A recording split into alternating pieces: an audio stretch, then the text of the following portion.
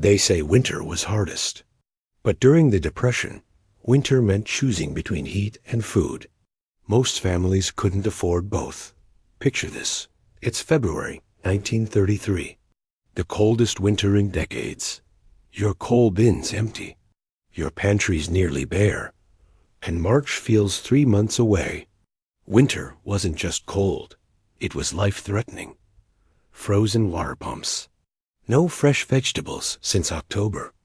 Root cellar supplies running dangerously low by February. Children's ribs showing through their shirts. Today, I'm taking you back. When winter meals weren't about comfort, they were about surviving until spring. About making it to April, when anything might grow again. Stay with me. These 25 forgotten meals tell the story nobody wants to remember. When winter killed the weak. When hot food meant staying alive one more day. Number 1. Potato soup. Water, potatoes, onions. February 1932, when potato soup meant no milk, no cream, no butter, just water white as snow outside. Just survival boiled into something barely warm enough. Clara Henderson peeled potatoes, cutting away frozen spots, soft spots, any part that might have rotted. Diced them small so they'd cook faster, saving precious coal. Chopped onion fine. She boiled everything in water, salt if she had it. No milk cost money they didn't have. No cream was a memory from before the crash. Just potatoes breaking down, water turning cloudy white, onions releasing what little flavor remained. During winter 32, the hardest Depression winter on record, potato soup fed families when nothing else existed. Potatoes stored in root cellars since October. Onions from last fall's harvest. Water from the pump before it froze solid. That soup simmered thin and pale. She mashed some potatoes against the pot side, thickening it slightly without adding anything costly. Served it hot. The heat mattered more than the taste. Warmth from inside when cold surrounded outside. Clara's potato soup fed her family 4 times that week. Same pot, stretched further each day. Water added to make it last. Hunger postponed, but never fully satisfied. Survival measured in thin bowls of hot liquid. Every spoonful carried message. Heat sustains when nothing else does. Water becomes soup through potatoes in desperation. Winter survival means redefining what counts as meal. Hope boils thin, serves watery, still keeps you breathing. Would you call this soup? Or would you call it what it was, hot water with potatoes? Drop a comment. I'm reading every one. Number 2. Fried bread dough flour, water, salt, lard. January 1933, when fried bread dough meant breakfast without eggs, without milk, without anything but the absolute minimum required to call something food. Thomas Murphy mixed flour with water, pinch of salt, kneaded it into rough dough. No yeast cost money. No eggs were for selling if hens still laid. Just flour and water becoming something he could fry. He pinched off pieces, flattened them thin, dropped them into hot lard. They puffed slightly, turned golden brown, emerged crispy outside and chewy inside, hot, filling, fuel for bodies needing calories to fight cold. During January 33, when temperatures dropped below 0 for weeks straight, fried bread dough provided cheap calories. Flour stretched impossibly far when fried. Lard rendered from last fall's pig slaughter. Heat from frying warming the kitchen briefly. Those fried pieces steamed on the plate. He sprinkled sugar on them if they had any, ate them plain if they didn't. Children thought it was treat. He knew it was survival disguised as breakfast. Thomas's fried bread dough fed his family every morning that winter. Same recipe, same 3 ingredients. Same desperate mathematics. How little flour can feed how many people for how many days until spring. Every bite carried message. Flour and water become food through heat. Frying creates volume poverty can't otherwise afford. Children don't need to know it's desperation. Hope fries golden. Tastes like enough. Number 3. Bean and bacon soup. Navy beans, bacon rind, saved grease. December 1934, when bacon rind meant the part butchers threw away before Depression taught everyone nothing gets thrown away. When scraps became soup that kept families alive. Margaret Wilson saved every bacon rind for weeks.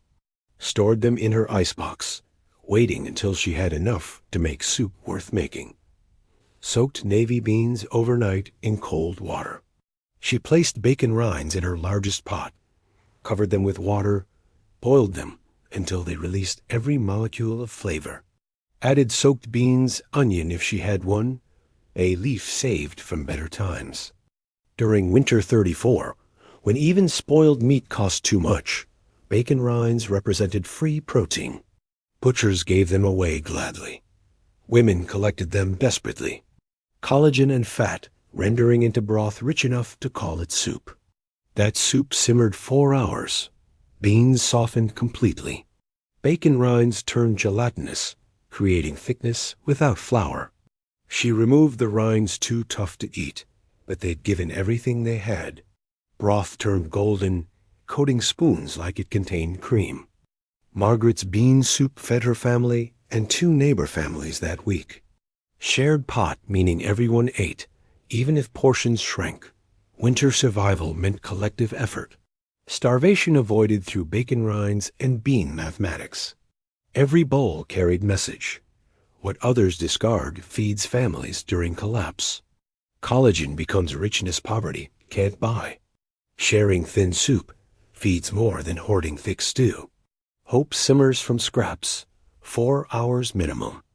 If you're still watching, you understand these weren't meals. They were lifelines thrown across frozen months. Hit like if this hits different. Number 4. Crackling cornbread.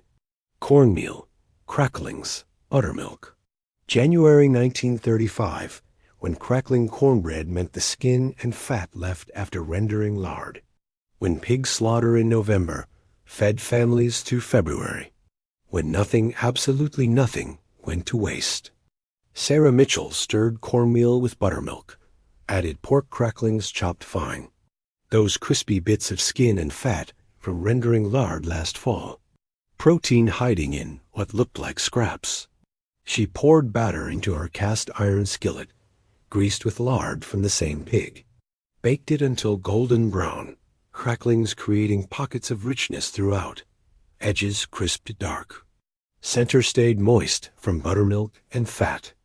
During Winter 35, when one fall pig meant survival until spring, every part counted, meat eaten first. Fat rendered to lard, skin cooked crispy became cracklings. Bones boiled for broth, nothing wasted, everything utilized. Mathematical precision of starvation avoidance. That cornbread emerged steaming. She cut it into squares, served it hot. Cracklings providing fat calories bodies needed for warmth. Cornmeal providing bulk. Buttermilk providing slight nutrition beyond starvation baseline. Sarah's crackling cornbread fed her family twice weekly all winter. Cracklings from November pig lasting until March through careful rationing. Cornmeal cheap. Buttermilk from neighbor's cow when hers went dry. Community survival through resource sharing. Every piece carried message. One pig feeds family 5 months through careful calculation.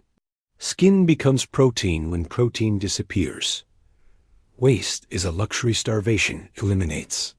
Hope bakes golden studded with cracklings. Lasts until spring somehow. Number 5. Stone soup. Whatever anyone had. February 1933, when stone soup stopped being folktale and became literal survival strategy. When hungry strangers knocked on doors, asking to make soup from a stone, because asking for charity hurt worse than pretending magic. James Robinson opened his door to a man claiming he could make soup from a stone. Depression years taught him the game. Everyone knew the story. Everyone played along because playing along meant sharing without admitting you needed sharing. The man placed a stone in the pot, asked if maybe there was a potato to make the stone soup better. James added 2 potatoes. Neighbor added an onion. Woman down the hall added carrots. Everyone contributing what they could without admitting collective poverty. During Winter 33, hardest winter anyone remembered, stone soup happened in every tenement, every hobo jungle, every place where people gathered hungry. Folktale becoming survival mechanism. Pride preserved while food got shared. Nobody begging. Everyone contributing. Everybody eating. That soup simmered with vegetables from 6 families. The stone stayed in proof of the story, symbol of collective pretending. Nobody fooled. Everyone grateful for the pretense allowing dignity while starving. James's stone soup fed 14 people that night. Next week, different building, different stone. Same game. Depression teaching people how to need each other while pretending they didn't. Survival requiring community masked as fairy tale. Every bowl carried message. Pride dies harder than bodies. Folktales save lives when believed collectively. Sharing disguised as magic feeds more than charity ever could. Hope simmers from a stone everyone knows isn't magic. Would you have played along? Pretended the stone made soup? Or admitted you were starving? Drop a comment. I want to know. Number 6. Oatmeal porridge. Yesterday's oatmeal sliced, fried. January 1936, when leftover oatmeal meant tomorrow's meal. When porridge poured into loaf pan overnight became breakfast fried crispy.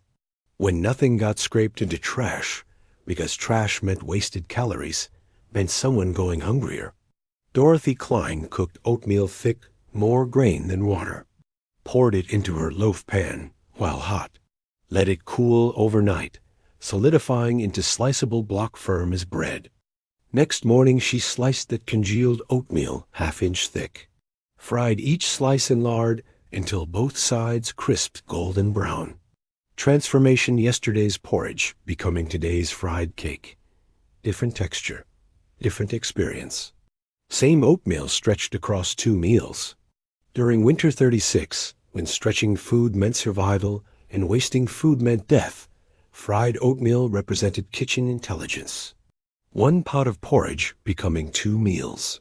Breakfast reappearing as breakfast through heat and lard. Mathematics of making nothing into something more. Those oatmeal slices emerged crispy outside, staying soft inside. She served them with molasses if they had it, just salt if they didn't. Hot. Different enough from yesterday to feel like variety. Similar enough to reality to remind you poverty was constant. Dorothy's fried oatmeal fed her children every week that winter. They thought she was creative. She knew she was desperate. Creativity born from necessity.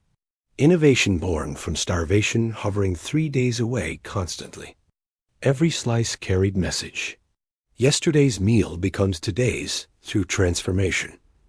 Frying creates the illusion of variety. Children don't need to know it's still just oatmeal. Hope congeals overnight, fries crispy at dawn. Number 7. Grease bread. Stale bread, bacon grease. December 1937, when grease bread meant exactly what it sounds like. Bread soaked in grease, fried, eaten. Fuel 4 bodies, burning calories, staying warm. Nothing fancy, nothing disguised. Just survival fried in fat. Robert Hayes saved every drop of bacon grease in his tin. When bread went stale happened fast in winter cold, he had solution.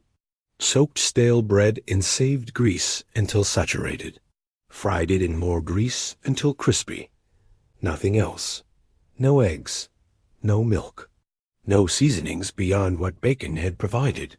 Just bread, grease, heat. Transformation of waste into calories. Stale becoming edible. Hard becoming crispy. Worthless becoming fuel. During Winter 37, recession within depression, when recovery vanished again, and families who'd thought the worst was overlearned, it wasn't. Grease bread fed children going to school needing something in their stomachs. Something hot. something with enough fat to burn through morning. That bread fried dark and crispy, grease soaked through every fiber. He served it hot, watching his children eat it without complaint, because they knew complaining meant going without next time. Silence as agreement, eating as gratitude. Robert's grease bread fed his family 3 mornings weekly all winter. Bread from relief office. Grease saved from whenever bacon appeared. Combined into something that kept children upright, kept them warm from inside, kept them alive until spring. Every piece carried message. Stale becomes edible through grease. Fat provides warmth bread alone can't. Children eat what keeps them alive without complaint. Hope fries and saved bacon grease, tastes like survival. If you're still here, you're seeing it now. Winter Depression meals weren't food. They were mathematics of staying alive. Comment which meal shocks you most. Number 8. Split pea soup. Split peas, ham bone, onion. February 1938, when split pea soup meant thick enough to stand your spoon in. When soup wasn't liquid, was substance. When one pot fed everyone for 3 days, because nobody had anything else anyway. Helen Kowalski boiled her ham bone saved from Christmas if they'd gotten ham. Found at butcher's discount bin if they hadn't. Added split peas, no soaking needed. Added onion, water, salt. Nothing else existed to add. She simmered it 4 hours. Split peas breaking down completely, dissolving into thick puree. Ham bone releasing every bit of flavor and collagen. Soup turning thick as porridge, coating spoons like paste, filling bowls like cement. During Winter 38, when families learned depression wasn't ending anytime soon, when resignation replaced hope, split pea soup represented endurance. Same soup again. Same thickness. Same 3-day rotation. Same survival strategy that kept working, because working was all it needed to do. That soup thickened until spoons stood upright in the pot. She served it thick, no thinning. Thick meant filling. Filling meant satisfied. Satisfied meant children stopped crying from hunger for few hours. Mathematics of contentment through density. Helen's split pea soup fed her family Monday, Tuesday, Wednesday. Reheated each day, thicker each day as water evaporated. By Wednesday, more paste than soup.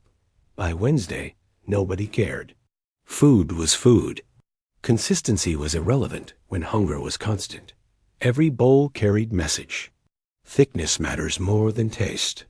Soup that coats your stomach lasts longer than soup that doesn't. 3 days from one pot is victory. Hope thickens until your spoon stands upright. Number 9. Flour gravy over biscuits. Lard, flour, salt, water. January 1939. When flour gravy meant sawmill gravy, meant poor man's breakfast, meant what you ate when nothing else existed. But you still needed hot food before leaving for work that might not pay you. William Thompson heated lard in his skillet until melting clear. Added flour, stirred constantly until it turned golden brown. Added water slowly, whisking hard, watching it thicken into gravy. Salt, nothing else. No milk, no sausage. Just brown flour gravy. He made biscuits from flour, lard, water. Baked them while gravy simmered. Biscuits emerged pale and dense. He split them, ladled gravy over them. Watched gravy soak into biscuit, creating meal that filled space in stomach needing filling. During Winter 39, Depression's 10th year, when exhaustion replaced desperation, when people simply endured because no other option existed, flour gravy represented acceptance. This is breakfast. This will always be breakfast. Tomorrow will be the same. Acceptance as survival strategy. That gravy steamed on biscuits, brown from toasted flour, thick from proper stirring, hot from the stove, filling from lard and flour, combining into something heavier than its parts. Sustaining, because what choice existed beyond being sustained? William's flour gravy fed him before work every morning that winter. Same breakfast, same 3 ingredients. Same taste of resignation flavored with acceptance. Survival without joy. Continuation without hope of change. Endurance. Every bite carried message. Some meals exist only to prevent death. Flavor is luxury starvation eliminates. Hot matters more than good. Hope browns in lard, thickens with flour, tastes like 10 years of depression without end visible. Number 10. Cabbage soup cabbage, beets, potato, vinegar. December 1932, when Russian immigrants taught American families survival. When old country poverty prepared them for new country depression. When cabbage soup crossed oceans in memory, saved lives in tenements. Anna Petrov chopped cabbage rough, peeled beets, diced potatoes, boiled everything in water with vinegar, added for brightness. Russian style. Her grandmother's recipe. Poverty recipe older than America itself. She simmered it until vegetables softened completely. Added more vinegar at the end. Served it hot with black bread if available, without bread if not. Pink-purple soup steaming in mismatched bowls. Beautiful despite poverty. During Winter 32, when immigrant families fared better than American-born ones sometimes, cabbage soup proved poverty transcends nationality. Same vegetables, same water, same survival mathematics. Different accent describing identical hunger. Depression democratizing suffering across all borders. That soup colored everything pink from beets. Vinegar brightened flavors, made bland vegetables taste interesting. Cabbage provided bulk. Potatoes provided substance. Beets provided color, making it look like you'd added something expensive when you hadn't. Anna's cabbage soup fed her floor of the tenement building. Shared freely. Recipe passed building to building. Russian survival technique becoming American depression strategy. Borders dissolved through shared starvation and cabbage mathematics. Every bowl carried message. Old country poverty teaches new country survival. Vinegar brightens vegetables without costing money. Pink soup looks richer than clear soup. Hope simmers from immigrant wisdom crossing oceans in memory. Would you eat pink cabbage soup? Would you thank the immigrant neighbor who taught you? Drop a comment. These stories connect us. Number 11.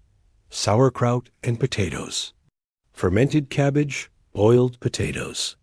January 1934, when sauerkraut meant cabbage fermented in November feeding families through February. When probiotics weren't trendy or survival. When fermentation meant preservation, meant not starving when fresh vegetables disappeared for 5 months. Martha Schmidt boiled potatoes until tender. Heated her jar of sauerkraut fermented in crock last fall, packed in jars, stored in root cellar, served them together. Salt from fermentation seasoning potatoes perfectly. No butter, no cream. Just potatoes and sauerkraut. Nothing fancy. German tradition. Depression necessity. Cabbage from fall harvest. Salt for fermenting. Time for bacteria to transform raw into preserved. Potatoes stored since October. Combined into meal, requiring no fresh ingredients. Survival through fermentation and storage. During Winter 34, when vitamin deficiency caused scurvy in some regions, sauerkraut prevented it. Fermentation preserved vitamin C cabbage contained. Eating kraut meant avoiding scurvy. Science nobody understood, but grandmothers knew through generational wisdom. Fermentation saving lives through nutrition nobody could name. Those potatoes steamed plain and white. Sauerkraut tangy and sour. Combined, they created balance bland and sharp, soft and crunchy, new harvest and fermented preservation. Survival plate containing everything bodies needed to continue functioning through frozen months. Martha's sauerkraut and potatoes fed her family twice weekly all winter. Crocks of kraut lasting until March through careful rationing. Potatoes from root cellar. Combined into meal costing nothing but last fall's labor and patience waiting for fermentation to finish. Every forkful carried message. Fermentation preserves more than vegetables. German grandmothers knew science before science existed. What you preserve in November feeds you through February. Hope ferments in crocks, sours perfectly, prevents scurvy. Number 12. Baked beans, navy beans, molasses, salt pork. February 1935, when baked beans meant Saturday night dinner stretching into Sunday breakfast. When one pot cooked overnight fed family 2 days. When molasses sweetness made beans feel like something special, even when special was all you ever ate. Louise Harper soaked navy beans overnight. Next morning, she layered them in her bean pot with chunk of salt pork, onion, molasses, stirred into water, mustard powder. Covered the pot, placed it in her oven. She baked them slow 6 hours minimum. Beans softening completely, absorbing molasses sweetness, salt pork melting into them. Kitchen filled with sweet savory smell that made neighbors envious, because at least beans smelled like something worth eating. During Winter 35, when monotony of poverty meals wore down spirits as much as hunger wore down bodies, baked beans provided illusion of variety. Sweet, savory, different from endless boiled potatoes, different from constant soup. Texture and flavor making repetition slightly more bearable. Those beans emerged dark brown, swimming in thick molasses sauce. Salt pork dissolved mostly, leaving only few pieces of meat visible. She served beans Saturday dinner, again Sunday breakfast, again Sunday dinner if beans lasted. 1 pot, 3 meals. Same beans tasting better each time as flavors deepened. Louise's baked beans became Saturday tradition. Something to look forward to. Something different. Something sweet in diet, lacking sweetness. Psychological survival through molasses and beans. Morale maintained through small variation and endless monotony. Every spoonful carried message. Sweetness matters during bitter times. Monotony requires small variations to remain bearable. 1 pot feeding 3 meals is victory. Hope bakes 6 hours, sweetens with molasses, sustains through weekend. If you're still watching, you see it clearly now. These meals were psychological survival as much as physical. Hit like if you understand what I mean. Number 13. Rice pudding. Rice, sugar, cinnamon, water. December 1936, when rice pudding meant no milk, no cream, no eggs. Just rice boiled in water, sweetened if sugar existed, spiced if cinnamon remained. Dessert without luxury, sweetness without richness, hope without justification. Dorothy Green boiled rice in water until soft and swollen. Added sugar precious, rationed carefully. Stirred in cinnamon if her tin held any. Cooked it until rice broke down slightly. Water thickened from released starch. No milk. Couldn't afford it. No eggs. Needed those for selling. No vanilla. Hadn't seen vanilla since 29. Just rice, water, sugar, cinnamon. Poverty pudding. Depression dessert. Something sweet when sweet was rarest of all flavors. During Winter 36, when sugar prices dropped slightly, making it almost affordable occasionally, rice pudding represented tiny luxury. Not rich, not fancy, but sweet, and sweet mattered. Sweet meant celebration. Sweet meant something beyond mere survival. Sweet meant life contained moments beyond endurance. That pudding cooled thick and white. Cinnamon swirled through it. She served it warm, watching her children's faces light up slightly.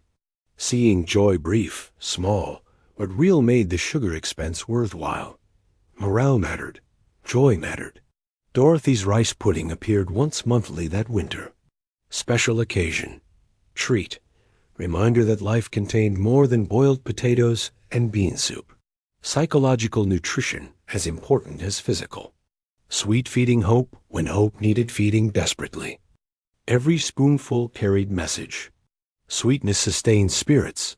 Bodies need sustaining. Dessert without richness still counts as dessert. Small joys prevent despair from winning. Hope thickens from rice starch, sweetens with rationed sugar. Tastes like surviving with sanity intact. Number 14. Creamed onions. Onions, white sauce, toast. January 1937, when creamed onions meant elegant poverty. When white sauce made onions look fancy. When appearance of sophistication mattered for dignity. When dignity was all remaining, that poverty hadn't stripped away completely. Margaret Phillips boiled onions until tender and sweet. Made white sauce flour, water, lard whisked smooth.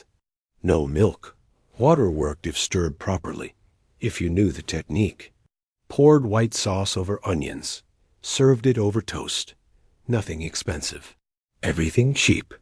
But the presentation white sauce coating onions, served on toast like restaurant food, like middle-class dinner, like they weren't poverty-stricken. Performance of normalcy. Theater of dignity. Appearance-sustaining spirits when substance disappeared. During Winter 37, recession within depression, when families who'd climbed slightly fell again, creamed onions represented refusal to surrender completely. We're still civilized. We still serve food with sauce. We still use plates properly. We still maintain standards, even when standards seem pointless. Those onions steamed under white sauce, looking substantial, looking almost elegant, tasting like onions and flour and desperation disguised as dinner party, but looking decent. And looking decent mattered when feeling decent was impossible.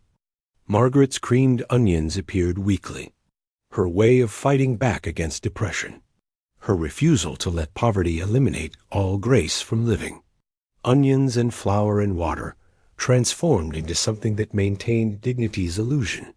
And illusions mattered. Illusions kept you human. Every bite carried message. Appearance feeds spirits, bodies need feeding. White sauce elevates poverty to something bearable. Dignity matters even when pointless. Hope simmers in white sauce, coats onions, sustains sanity. Would you serve creamed onions on your best plates? Would you maintain appearances when appearances seemed meaningless? Drop a comment. I want to understand how you would have survived. Number 15. Potato pancakes, grated potatoes, onion, flour. February 1938, when potato pancakes meant using knuckles raw from grating. When blood sometimes mixed with potato, but you kept grating because stopping meant family going hungrier. When pain was acceptable cost of feeding children. Greta Schneider grated potatoes on her box grater, knuckles scraping against metal, blood occasionally, but she kept grating. Added grated onion, flour to bind, egg if they had one, salt. She fried them in lard until both sides crisped golden brown and lacy at edges. Potato pancakes, German tradition, depression necessity, survival food dressed as something ethnic and therefore slightly exotic and therefore slightly more interesting than endless boiled potatoes. During Winter 38, when depression's 9th year felt eternal, when exhaustion replaced all other emotions, potato pancakes provided texture variation. Crispy instead of boiled, lacy instead of mashed, different enough to matter psychologically, even when nutritionally identical to all other potato preparations. Those pancakes emerged golden and crispy. She served them hot. Children ate them thinking they were getting something special. She knew she was just serving potatoes differently. But different mattered. Variety, even fake variety, prevented complete mental breakdown from monotony. Greta's potato pancakes appeared twice weekly. Her knuckles permanently scarred from box grater. Small price for feeding family. Pain acceptable when alternative was starvation. Body damage acceptable when soul damage was alternative. Trade-offs. Every pancake carried message. Pain is acceptable cost of feeding family. Blood in food means love mixed with desperation. Variation prevents insanity, even when variation is illusion. Hope grates knuckles raw, fries golden anyway. Number 16. Corn, chowder corn, potatoes, onions, water. January 1939, when corn chowder meant no milk, making it not really chowder. When water replaced cream, but you still called it chowder because calling it soup felt too depressing. When names mattered for morale, even when substance was identical.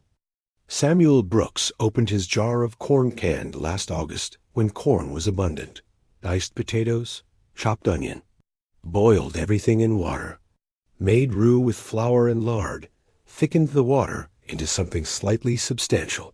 No milk, no cream, no bacon, just vegetables and thickened water called chowder because chowder sounded better than soup, because words mattered, because what you called food affected how food felt in your mouth, in your stomach, in your mind. During Winter 39, Depression's 10th year, when hope of recovery had died completely, when acceptance was only remaining emotion, corn chowder represented linguistic survival. Call it chowder. Pretend it's chowder.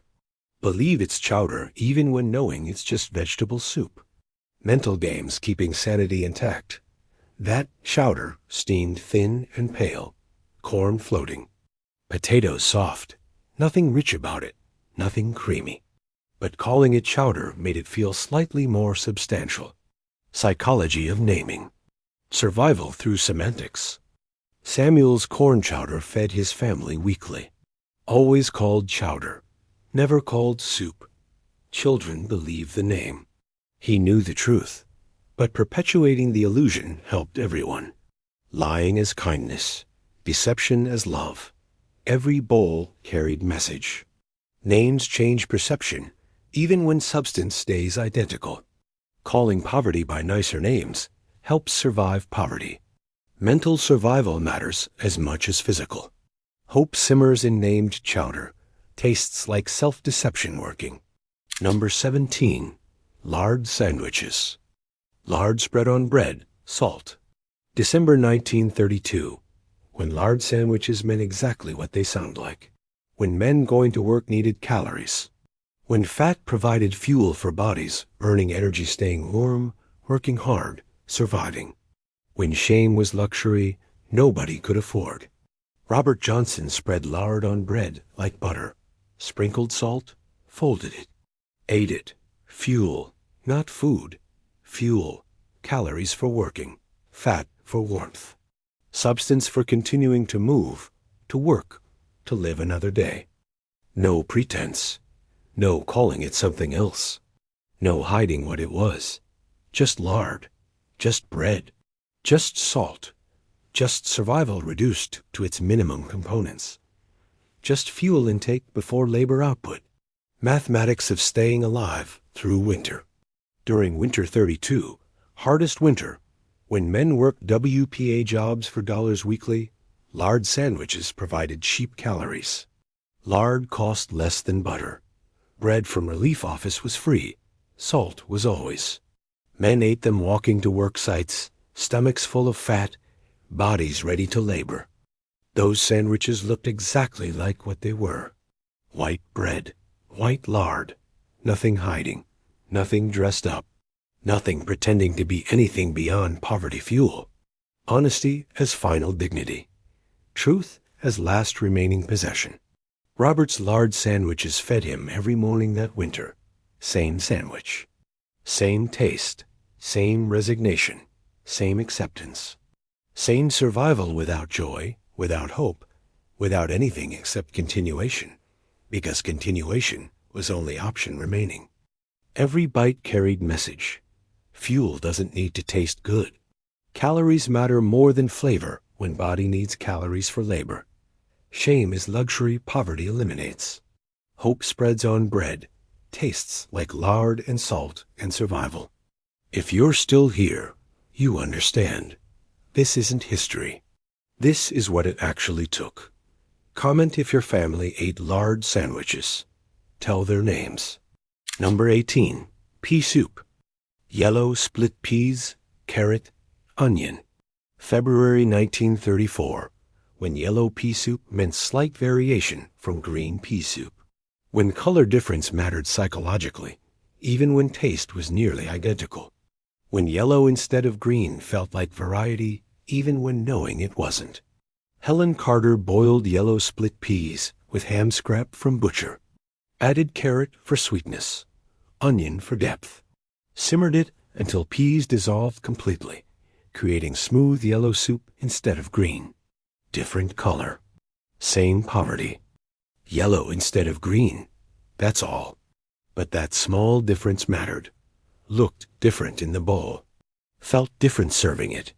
Gave impression of variety in diet lacking any actual variety. Psychology of color. Survival through visual difference. During Winter 34, when monotony killed spirits even when bodies survived, yellow pea soup represented tiny variation. Not really different, but looked different. And looking different helped. Helped believe diet contained variety. Helped believe life contained options. Helped maintain sanity when nothing else changed ever. That soup emerged bright yellow, thick, hot, tasting nearly identical to green split pea soup from last week, but yellow. Different enough visually to matter emotionally, even when nutritionally and flavor-wise identical. Mind games keeping minds intact. Helen's yellow pea soup alternated with green pea soup through winter. Yellow week, green week, yellow week, creating rhythm, creating pattern, creating sense of variety through color alternation. Psychological survival through visual rotation. Every bowl carried message. Color variation creates illusion of variety. Illusions sustain when reality doesn't. Yellow instead of green matters to minds needing mattering. Hope simmers yellow one week, green the next, pretends it's different. Number 19, boiled dinner. Turnips, carrots, potatoes, cabbage. January 1935, when boiled dinner meant everything from root cellar thrown in one pot. When vegetables stored since October are running low by January. When combined meals stretched supplies through collective cooking instead of individual preparations. Thomas Murphy gathered what remained in root cellar. Turnips going soft, carrots shriveling, potatoes sprouting, cabbage outer leaves browning. Cut away bad parts. Boiled everything together in one pot. No meat, no seasoning beyond salt. Just root vegetables boiled until soft. All of them. Together. Survival stew. Root cellar inventory cooked into something hot that filled stomachs needing filling before. February came and root cellar emptied completely. During Winter 35, when February and March were starvation months before spring planting could provide anything new, boiled dinner represented resource management. Using everything before it rotted, combining it to stretch further. Mathematics of surviving until April, when something anything might grow. Those vegetables boiled soft and plain. He served them in bowls with boiling liquid. Hot, filling, bland, but hot and filling mattered more than bland. Warmth mattered. Fullness mattered. Taste was luxury survival couldn't afford. Thomas's boiled dinner appeared weekly as root cellar supplies dwindled. By March, bowls contained mostly liquid, few vegetables. By April, root cellar was empty, and they were eating dandelion greens and waiting for gardens to produce. Boiled dinner bridging fall harvest to spring growth. Temporal survival. Every bowl carried message. Root vegetables last through winter if managed correctly. Combining everything stretches supplies further than individual preparations. Bland hot food beats starvation. Hope boils until soft, serves plain, sustains until spring somehow. Number 20, buckwheat pancakes. Buckwheat flour, water, lard. December 1936, when buckwheat meant cheap grain. When buckwheat flour cost half what wheat flour cost. When even flour had hierarchy, and buckwheat was bottom, and bottom was what you bought, when bottom was all you could afford. Martha Lewis mixed buckwheat flour with water, pinch of salt. No eggs, no milk, no baking powder. Just buckwheat, water, salt. Fried them in lard. Dark pancakes. Dense. Hearty. Fuel cakes. Poverty cakes. Buckwheat tasted different than wheat, stronger, earthier. Some called it bitter. She called it affordable. Nutritious, actually more protein than wheat. But cheaper because Americans preferred wheat, leaving buckwheat for immigrants and poor folks. Fine. Poor folks needed protein too. During Winter 36, when protein deficiency caused health problems, buckwheat provided affordable nutrition. Dark flour, strong flavor, but filling, substantial, sticking to ribs, keeping bodies functioning through cold months when functioning required fuel. Those pancakes emerged dark brown, almost gray. She served them with molasses if available, lard if not. Children ate them without complaint, because complaining meant going without. Silence as acceptance, eating as gratitude, survival as daily practice. Martha's buckwheat pancakes fed her family 3 mornings weekly, all winter. Cheap flour, water, lard, combined into something hot and filling and affordable. Hierarchy of grains determining hierarchy of who ate what. Poor folks ate buckwheat. Fine. Buckwheat worked. Every pancake carried message. Cheap works when cheap is all available. Strong flavors become acceptable when hunger is alternative. Protein matters more than taste. Hope fries dark and dense. Tastes like bitter buckwheat. Sustains anyway. Number 21. Fried apples. Dried apples, lard, cinnamon. January 1937. When fried apples meant apples dried last September feeding family in January. When preservation was survival. When drying fruit in summer meant eating fruit in winter. When thinking ahead 6 months meant staying alive 6 months. Dorothy Klein rehydrated dried apple slices in water overnight. Next morning, she fried them in lard with cinnamon and sugar if available. Dried apples plumping slightly, browning in hot fat, releasing apple fragrance into winter kitchen. Not fresh apples. Fresh apples were memory from September. These were dried, shriveled, brown. But rehydrated and fried, they approximated fresh enough to matter. Approximate was good enough. Close counted when perfection was impossible. During Winter 37, when preserved foods from previous harvest were only foods available, fried apples represented successful preservation. Apples dried correctly, stored correctly, lasting through winter, planning working, forethought succeeding, survival requiring thinking 6 months ahead constantly. Those apples emerged from skillets soft and brown, sweet if sugar existed, just apple-flavored if not. She served them warm. Something fruit-based, something sweetish, something different from constant potatoes and beans. Variation preserving sanity. Dorothy's fried apples appeared monthly through winter. Dried apples from September lasting until March through careful rationing. 1 pot of apples feeding family, reminding them summer existed, would exist again, eventually, somehow. Temporal hope. Seasonal faith. Every bite carried message. Summer preservation feeds winter survival. Planning ahead means eating later. Dried becomes acceptable when fresh is impossible. Hope rehydrates overnight, fries brown, tastes like September memory. Would you have dried enough apples in September? Would you have thought ahead 6 months? Drop a comment. Planning ahead is its own survival skill. Number 22. Winter squash soup. Squash, onions, water. February 1938, when winter squash meant squash stored since October harvest. When squash lasting through February meant storage success. When one squash fed family twice, because everything got used twice minimum during Depression. Nothing wasted, nothing wasted, nothing. Samuel Martinez cut open winter squash stored in root cellar since fall. Scraped out seeds saved for planting. Roasted squash until soft. Scooped out flesh, mashed it. He boiled mashed squash with onion and water, creating orange soup. Added salt. No cream, no milk, no stock. Just squash, onion, water.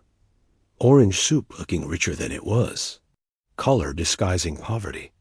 During winter 38, when root cellar supplies dwindled dangerously by February, winter squash represented successful storage. Hardy vegetables lasting longer than others. One squash providing 2 meals through careful usage. Seeds saved for spring planting, creating next year's food. Circle of survival. That soup simmered orange and thick. Squash breaking down, creating creamy texture without cream. Natural sugars making it slightly sweet. Looking substantial. Looking nourishing. Looking like something that cost more than it did. Appearance mattering for morale. Samuel's winter squash soup appeared twice monthly, February and March.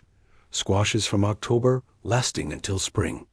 Each squash carefully rationed. Each seed saved. Planning ahead, meaning surviving ahead. Temporal mathematics of starvation avoidance. Every bowl carried message. Winter squash earns its name by lasting through winter. Storage success equals survival success. Orange soup looks richer than clear soup. Hope simmers from October harvest, lasts until March. Tastes like planning working. Number 23. Johnny Cakes cornmeal. Water. Salt. December 1939, when Johnny Cakes meant New England poverty food. When Rhode Island tradition became National Depression necessity. When cornmeal and water fried, crispy-fed families, calling it by regional name, pretending it was cultural choice, not economic desperation. Margaret O'Brien mixed cornmeal with boiling water, salt, stirred it into thick batter, dropped spoonfuls onto her griddle, greased with lard, fried them until both sides turned golden brown and crispy. Johnny Cakes, colonial name. Poor folks' food since America's beginning.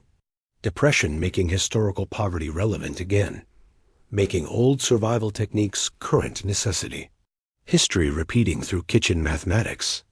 Poverty circling back through generations. During Winter 39, Depression's 10th year, when historical perspective emerged, because decade marked significance, Johnny Cakes represented American poverty tradition. Poor folks always ate these, from colonial times. Through Civil War, now through Depression. Poverty foods transcending historical periods. Always there. Always feeding those who needed feeding. Those cakes emerged crispy and golden. She served them with molasses or maple syrup, if available. Plain if not. Hot cornmeal cakes. Colonial poverty. Depression poverty. Same poverty. Different century. Same cornmeal mathematics. Margaret's Johnny Cakes fed her family weekly that winter. Historical name-making poverty seemed like tradition instead of failure. Cultural framing helping psychological survival. Calling it Johnny Cakes instead of fried cornmeal mush. Names mattering. Always names mattering. Every cake carried message. Poverty foods have history longer than your lifetime. Americans have always been poor sometimes. Historical poverty normalizes current poverty. Hope fries from cornmeal, calls itself Johnny Cakes, pretends it's tradition. Number 24. Parsnip stew, parsnips, potatoes, onions. January 1940, when parsnip stew meant using vegetables nobody else wanted. When parsnips stayed in markets longer because people preferred carrots. When cheaper meant better, when cheaper was all you could afford. When unwanted became treasured through economic reversal.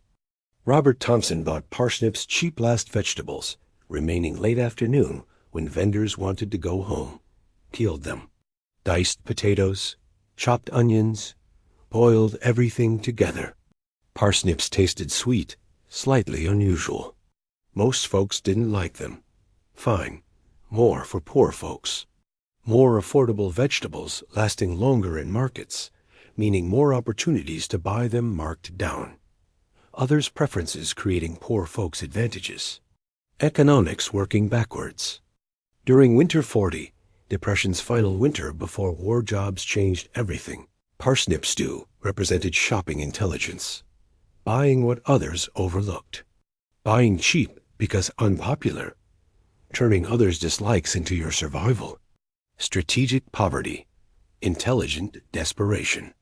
That stew simmered pale and sweet, parsnips creating unusual flavor profile, different from endless potatoes and turnips, different enough to matter, sweet enough to feel slightly special, unwanted becoming wanted through perspective reversal. Robert's parsnip stew appeared whenever parsnips were available cheap, taking advantage of others' preferences, using economic systems quirks for survival, finding advantages in being poor when being poor meant needing advantages desperately. Strategic thinking as survival skill. Every bowl carried message. Unpopular vegetables cost less. Others' dislikes become your opportunities. Strategic shopping extends survival. Hope simmers from parsnips others reject, tastes sweet, costs pennies. If you're still watching, you've seen it all now. 24 meals, one more to go. Comment which meal you couldn't survive on. Be honest. Number 25. Corn mush with molasses. Cornmeal, water, molasses. February 1940, when corn mush with molasses meant Depression's last winter.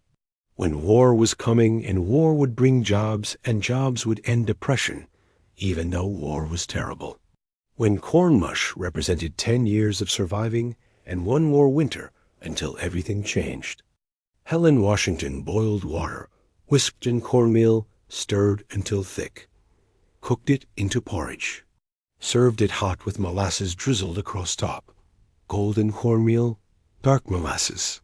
Sweet breakfast, poor breakfast, last Depression winter breakfast.